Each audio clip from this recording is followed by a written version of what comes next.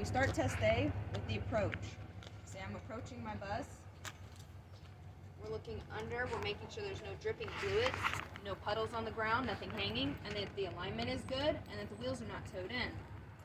Then we're going to go all the way up to the top and work our way down. We're going to start with our clearance lights. Checking my amber clearance lights. Checking my red and amber warning loading lights. I'm checking my hazard lights. I'm checking both my running lights, and I'm checking both my clear headlights. I'm making sure that they are all clean, clear, no cracks, no breaks, no obstructions or illegal stickers, and no condensation. They will be checked during the light check. We're going back up to the top and working our way down again. Now I'm checking my school bus logo. I am making sure that it's present, it's legible, it's on a reflective surface, and it's not damaged or peeling. Then we're going down to our windshield. Making sure it is clean, clear, no cracks, no breaks, no illegal stickers or obstructions, or missing panes that would make it unserviceable. I'm checking my windshield wipers, making sure that they're properly mounted, not damaged or weather worn, and we'll check their actual operation when we're checking the driver's compartment. Then we're going to move outwards towards our mirrors.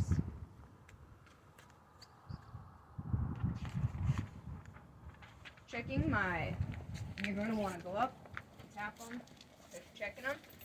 Checking my flat and crossover mirrors, making sure that they're present, properly mounted to the body of the vehicle. The mirror face is clean, no chips. No, they're clean, clear, no cracks, no breaks, no obstructions. And we'll check their adjustment and visibility from the driver's compartment. Going around to the other side, we're also checking our flat and crossovers on this side. Our flat and convexes, and then the crossovers are the ones in the front. Checking them all. Actually, you can say, I said it with the first one, but you can actually go around and touch all of them, and then you can bulk it all together and say, making sure that they are all clean, clear, no cracks, no breaks, no condensation or obstructions, and we will check their visibility from the driver's compartment. Then we're going to continue moving down. We're now at the bumper. So we're checking the bumper. Make sure it's got no cracks that would make it unserviceable. Dents and welds are okay. Making sure that it's securely mounted to the frame of the vehicle, and all bolts are present and tight. Moving down, now we're checking the crossing gate. Making sure that it's not broken or missing. All bolts are present and secure. Making sure that it extends and retracts smoothly, and we'll test its operation during the light test. It's in the front face. We're checking the hood straps. Making sure that they're properly secured to the vehicle and secured to the hood. There's no cuts or frays and no weather rot. As we check them, we are going to go ahead and open the hood.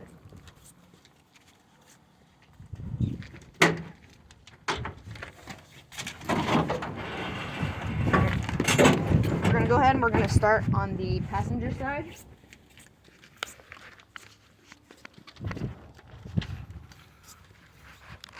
Over here, we're going to start with the air intake canister.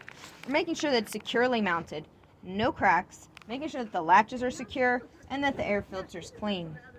Then we're going to move down to the coolant reservoir, making sure it's got no cracks or leaks, it's securely mounted, it's full of fluid, and the cap is tight. Then we're going to move to the alternator, making sure it's securely mounted to the popper brackets, all bolts are present and tight. Make sure there's no loose wires, no signs of electric arc or burning. The serpentine belt is properly seated in its pulley. Then we're going to move to the water pump, which is basically the center red one. Deep down in there, you kind of just point at it. We're checking it to make sure that it's securely mounted and that all bolts are present and tight. Making sure there's no loss of water below the pump or under the bus. And that the serpentine belt is properly seated in its pulley. Then we're going to check the washer fluid reservoir, making sure it's got no cracks or leaks. It's securely mounted, it's full of fluid, and the cap is present and tight.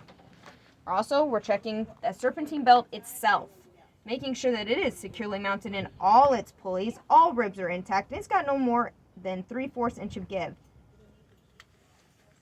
Then we're going to move around to the other side.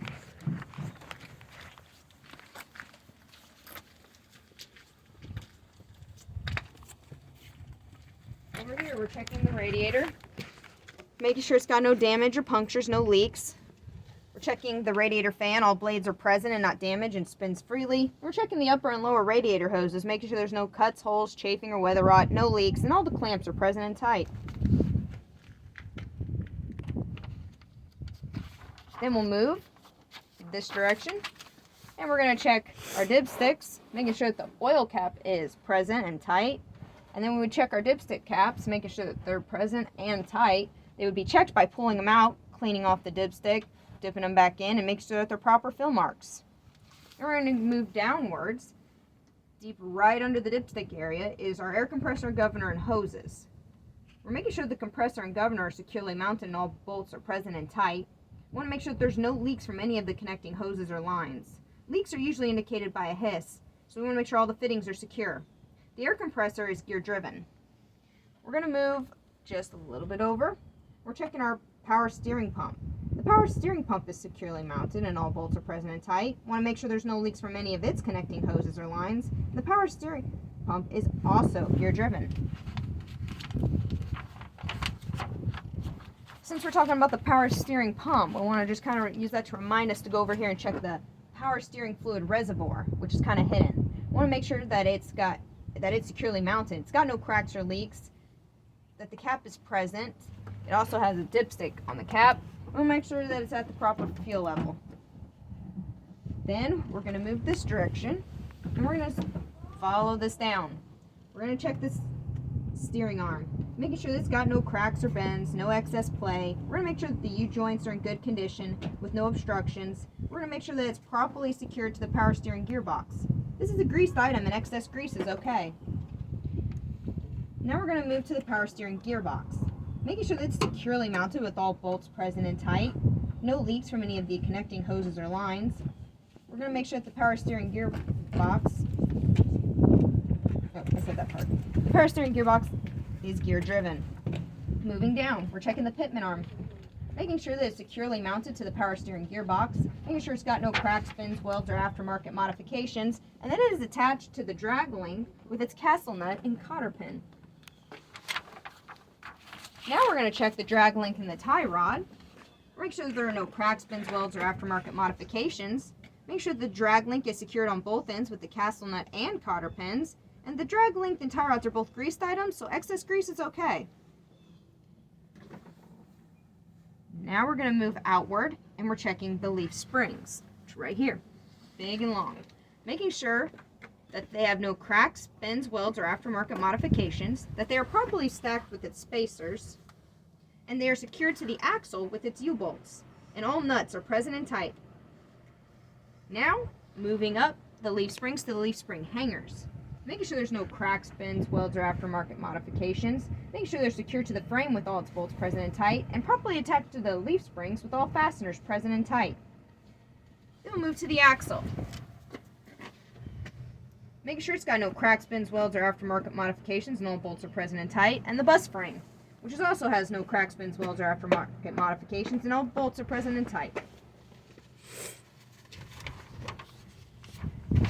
The last thing on all the major big items right here is the shock assembly. We want to make sure that it's present and secured to the frame and to the axle. All the bolts are present and tight. These are hydraulic shocks, so we make sure there's no leaks.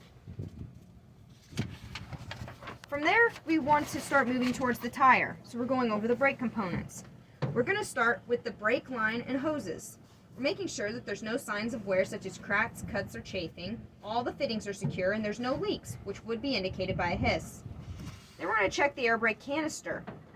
Make sure it's securely mounted with all bolts present and tight. It has no cracks, bends, welds, or aftermarket modifications, and no leaks, which would be indicated by a hiss. Then we're checking the safety clamp, which is right on the air brake canister. Make sure it's present and tight with its nut and bolt, and there's no damage like cracks or twists. Then we're moving outward towards the push rod. Making sure it has no cracks, bends, welds, or aftermarket modifications, and is securely connected to the slack adjuster with its pins and cotter keys. Then we're checking the slack adjuster, making sure it has no cracks, bends, welds, or aftermarket modifications, and is properly secured to the S-cam and to the push rod. This is a lubricated item and excess grease is okay. From there, we're moving inward. Now we're checking our brake lining and pads, making sure there's no less than a 1/4 inch of pad, no metal-to-metal contact. Can check the pads from the viewports, and the pads are annually inspected by a mechanic. Then we're moving outward to the drums. We're making sure there's no cracks, bends, welds, or aftermarket modifications, no contaminants such as debris, oil, or grease, and no bluing due to drum overheat. from there, we're coming outward towards the tire. So we're coming out, and we're at the wheel face. Also, you can call it the tire tread. Making sure there's no foreign objects, cuts, gouges, and the tread is evenly worn. The tread depth must be at least 4/32 of an inch, and no recap on front tires. The left and front tire must match. Moving downward, going to the tire sidewall. Making sure there's no foreign objects, cuts or gouges or dry rotting, and just pointing out that the manufacturing specifications for inflation will be shown on the side of the tire. Moving down till we find our valve stem, making sure it's present in good condition, it's not leaking, the valve cap is present, and you can check for proper inflation using a tire gauge. From the valve stem, we just move out to the rims, making sure there's no cracks, bends, welds, or aftermarket modifications, no warping or wallowing of the holes, and no separation, which would be here, due to underinflation. We move to the lug nuts, making sure that they are all present and tight, and you can check their tightness with a torque wrench. Now we're moving to the hub oil seal, making sure that all its mounting bolts are present and tight. The hub assembly is an oil bath, and we want to make sure that the plug is present and there's no indications of an active leak around it.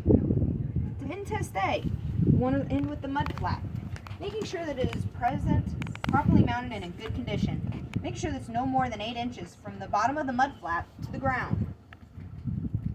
And that concludes test A.